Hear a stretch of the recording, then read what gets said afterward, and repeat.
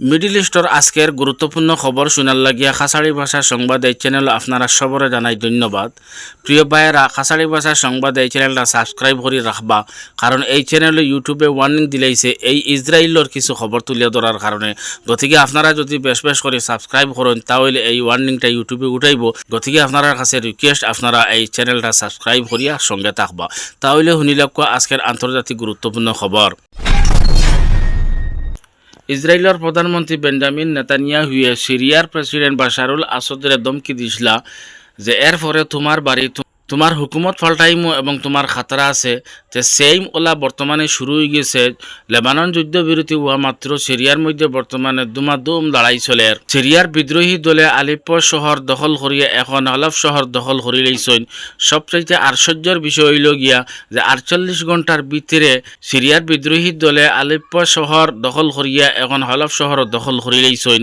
বাশারুল আসাদর হুকুমত আজকে রাতকুর ভিতরেও যাইতে গিয়ে পারে। আর যদি বাশারুল আসাদর হুকুমত যায় গিয়া তাই ফড়ি যায় তাহলে ইরান অনেক সমস্যার মধ্যে পড়ে যাইব। কারণ ইরানের যে প্রক্সি যুদ্ধ আসন লেবাননে হিজবুল্লাহ, এই হিজবুল্লাহর সঙ্গে হাতিয়ার পত্রর আদান প্রদানে সিরিয়া করা হয়।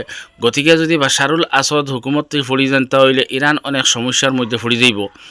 কিন্তু বর্তমানে রাশিয়া এবং ইরান চিন্তাত পড়ে গেছে যে এত কম সময়ের ভিতরে এই সিরিয়ার বিদ্রোহী দলে আলেপ্পো শহর দখল করিয়া হালফ শহর দখল করি লইলা।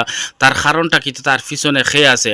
ইরানে কয়েকদিন আগে কইছে যে এই বিদ্রোহী দলের পিছনে ইসরায়েলের আত আছে। আর আজকে রাশিয়া প্রকাশ্যে কইছে যে এই বিদ্রোহী দলের পিছনে ইসরায়েলের আত আছে।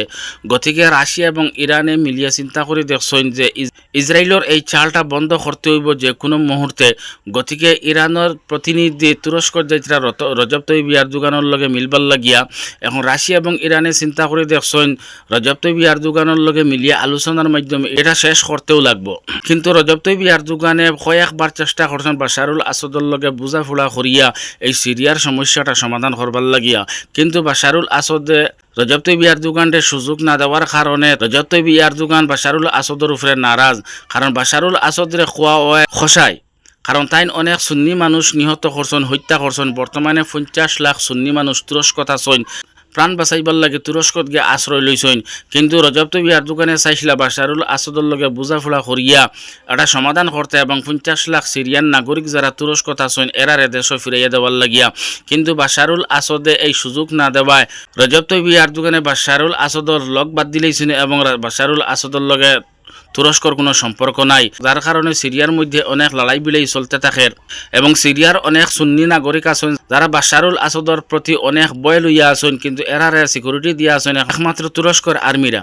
তো এখনো যদি বাশারুল আসাদের রজব তৈয়ব এরদোগানের বুঝাফোড়া মানেন তাহলে রাশিয়া, ইরান এবং তুরস্ক মিলিয়া এই সমস্যার সমাধান করতে পারবা। বাশারুল আসাদর হুকুমতও টিকিয়ে থাকবো এবং সিরিয়ার যে বর্তমানে যে লড়াই এই লড়াইটা বন্ধ হইব। আর যদি বাশারুল আসাদর হুকুমত জাগি তাহলে ইরান অনেক সমস্যার মধ্যে পড়ব।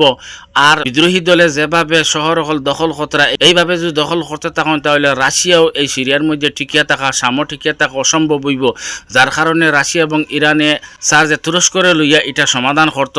আর ইসরায়েলের এই চালটে যেভাবে ফেইল করতে লাগবো। আর না হয় রজব তৈয়ব এরদোগানে সমস্ত বিশ্বরে কইছিলা যে ইসরায়েলে গাজা এবং লেবানন হারিয়ে সিরিয়া ধরব এবং সিরিয়া থেকে তুরস্ক ধরব। যে সেইম বর্তমানে ওটা ওইয়া যার এটা রাশিয়া, ইরান, তুরস্ক এটা বুঝতেও লাগবো যে সিরিয়া বাদেও তুরস্কর মধ্যে হামলা হওয়ার সম্ভাবনা আছে।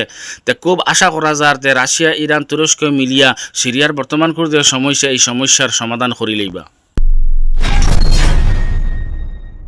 আজকে গাজা সম্পর্কে গুরুত্বপূর্ণ খবর হইল গাজার পক্ষ থেকে খলিল আল হিয়ার নেতৃত্বে একদল প্রতিনিধি কায়রোত পৌঁছিছেন গাজা নিয়া নতুন প্রস্তাব সম্পর্কে আলোচনা করবার লাগে, যাহাতে গাজার মধ্যে যুদ্ধবিরতি করা যায় আর গাজা থেকে ইসরায়েলের সেনা যাহাতে প্রত্যাহার করা হয়।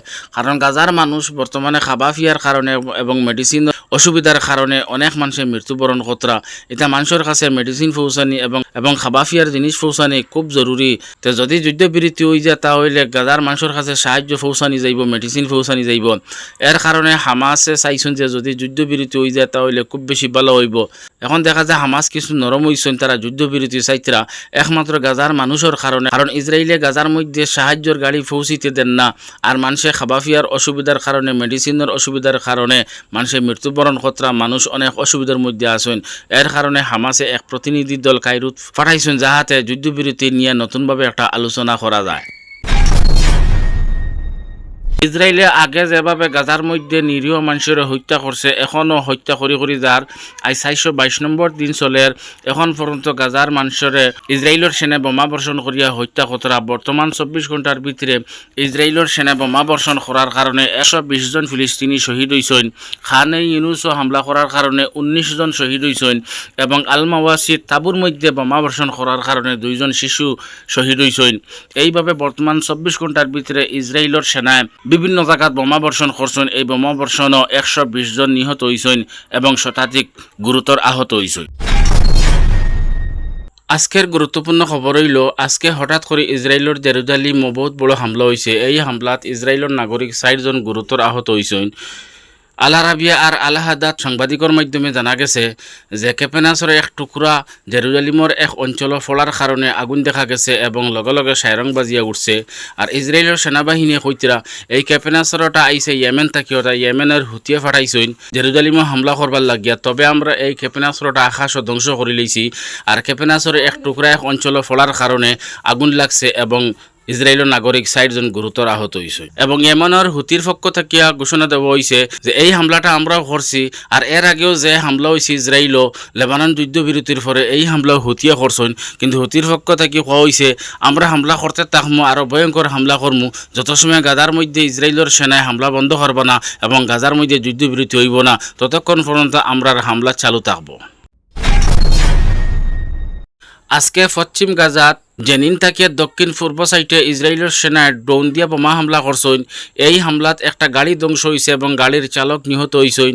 এরপরে ইসরায়েলি সেনা একটা বাড়ির ঢুকসলা। গাজার মুজাহিদিন হলে ইসরায়েলি সেনারে চতুর্দিকে ঘেরাও করিয়া খুব ভয়ঙ্কর হামলা চালাইছেন। এই হামলাত ইসরায়েলি সেনা কেমন আহত নিহত হইলা এখন পর্যন্ত খবর পাওয়া গেছে না। গাজার মুজাহিদিন হলে চতুর্দিকে ঘেরাও করিয়া ইসরায়েলি সেনার উপরে খুব বড় ধরনের হামলা চালাইছেন। এই হামলাত নিশ্চয় ইসরায়েলি সেনা আহত নিহত হইবা। আর ইসরায়েলি সেনার হামলাত একটা গাড়ি ধ্বংস হয়েছে এবং গাড়ির চালক নিহত হয়েছে।